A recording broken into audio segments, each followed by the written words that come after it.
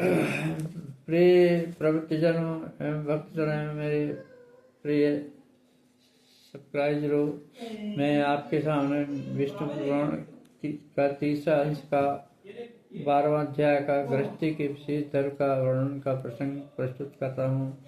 आशा है आपको अच्छा लगेगा। नारायण नारायण नारायण। गुरु माँ गुरु विष्णु गुरुदेव महेश्वरा, गुरु साक्षात् परब्रह्म तस्मै गुरुवे नमः। ज्ञानमूलं गुरुमूर्ति पूजामूलं गुरुपदं मंत्रमूलं गुरुवाक्यं मंत्रमूलं गुरुपदं मोक्षमूलं गुरुवाक्यं करुणाकरं व्याप्तं चराचरं तद्भुतं दशं श्री गुरुवे नमः। ओम त्रिगणाधिपतये नमः। ओम त्रिगणाधिपतये नमः। ओम त्रिगणाधिपतये नमः।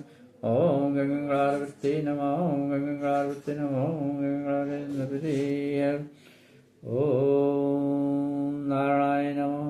ओम विष्णवे नमः। हरे नमः। परमात्मने नमः। कृष्णाय नमः। वासुदेवाय नमः। गोविंदाय नमः। विश्वेशवाय नमः। दुर्गाय नमः।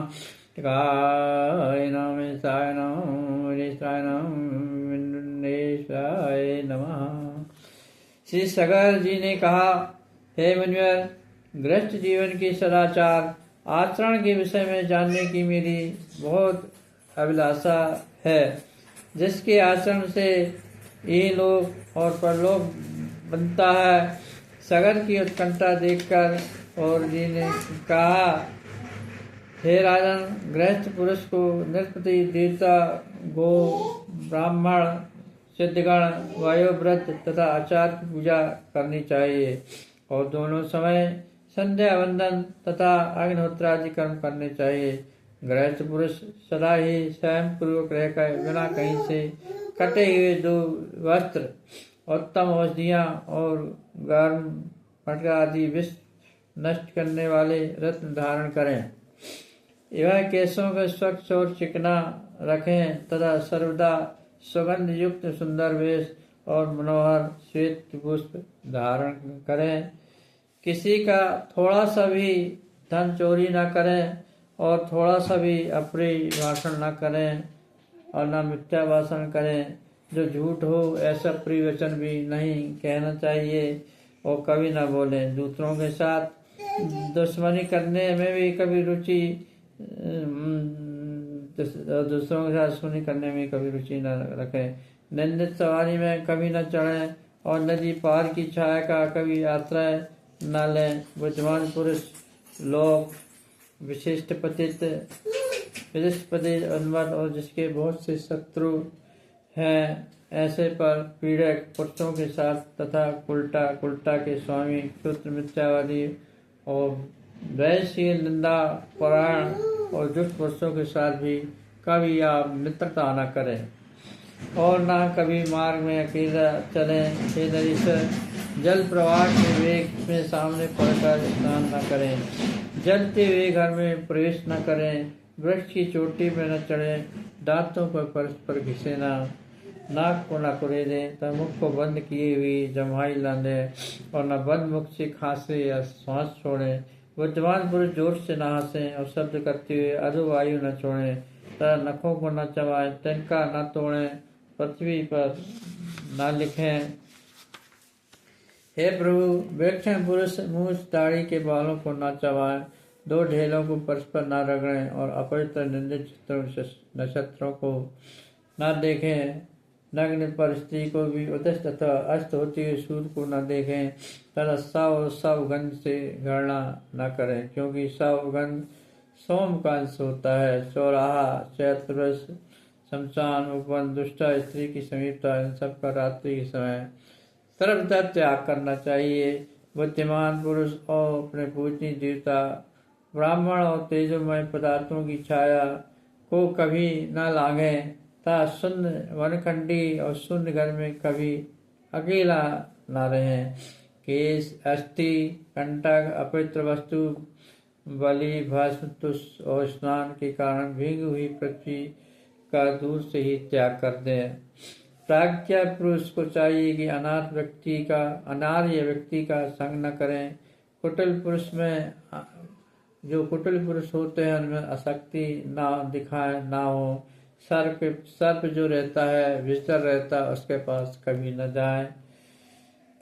और जग पड़ने पर अधिक देर तक लेटा न रहे। जग मतलब जागरण होता है तो वहाँ लेटना नहीं चाहिए, सोना नहीं चाहिए। हे नरेश्वर, बुद्धिमान पुरुष जागने, सोने, स्नान करने, बैठने, सैय्या सेवन करने और व्यायाम करने में अधिक समय न लगावे।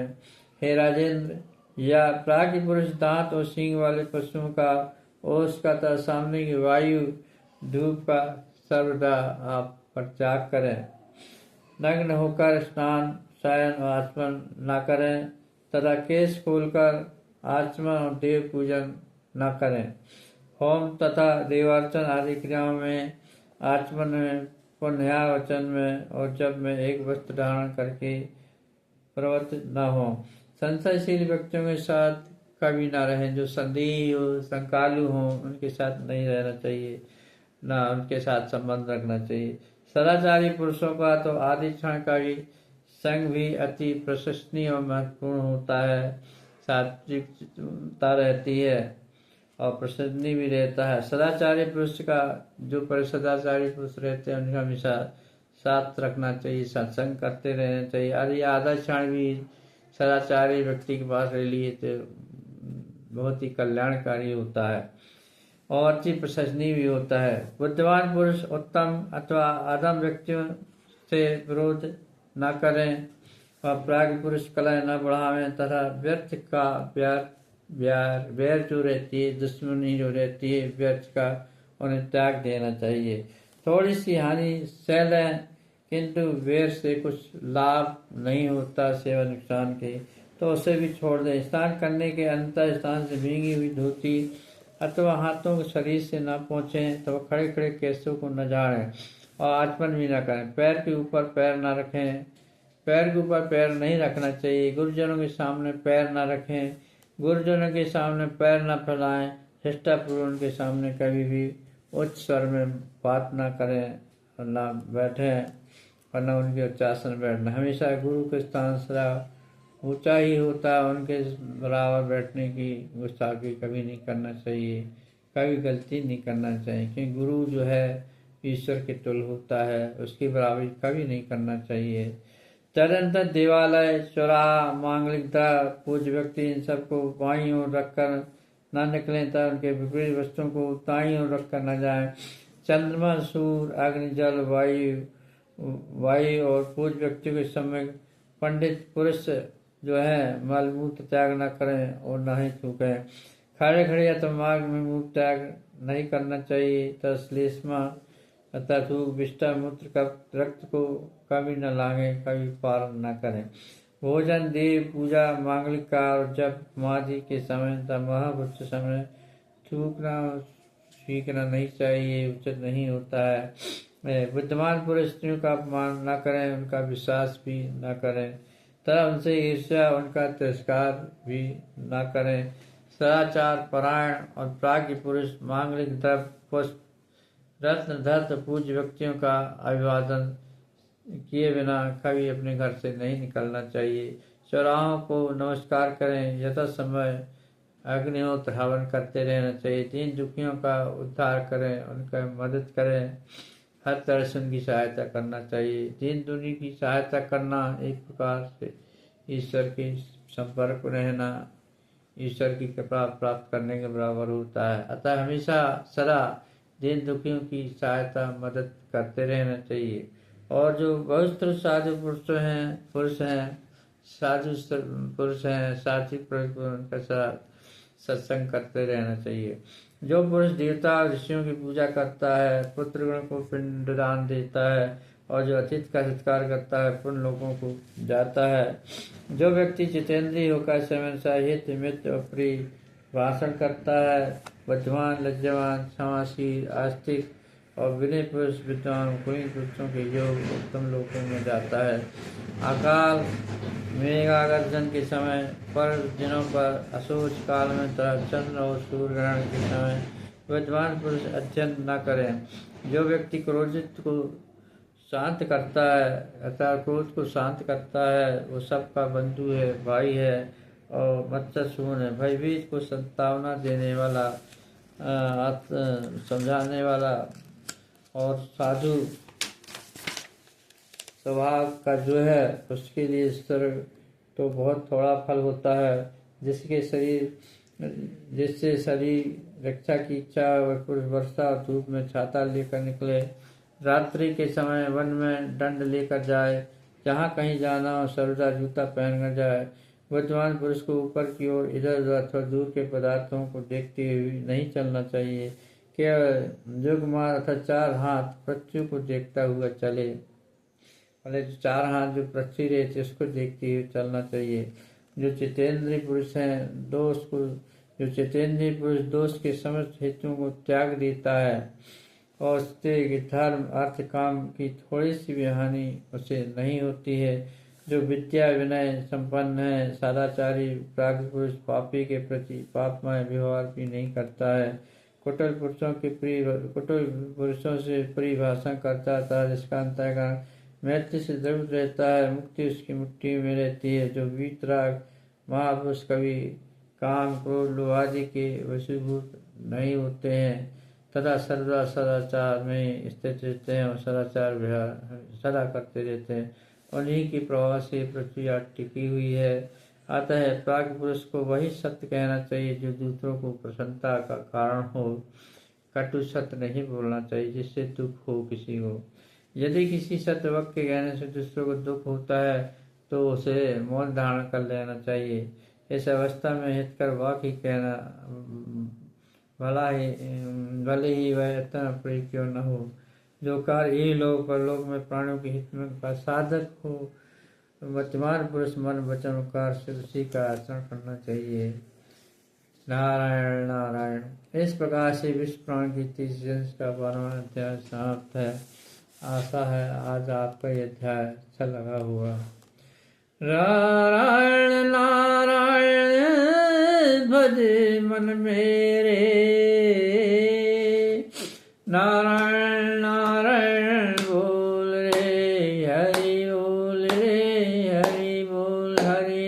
नारायण नारायण नारायण भज मन नारायण नारायण नारायण भज मन नारायण नारायण नारायण भज मन हरि मन नारायण नारायण नारायण हरि मन नारायण नारायण नारायण भज मन नारायण नारायण नारायण हरि मन नारायण नारायण भले रे मन नारायण नारायण नारायण भले रे मन नारायण नारायण नारायण भले रे मन नारायण नारायण हरि मन नारायण नारायण नारायण नारायण भले रे मन नारायण नारायण नारायण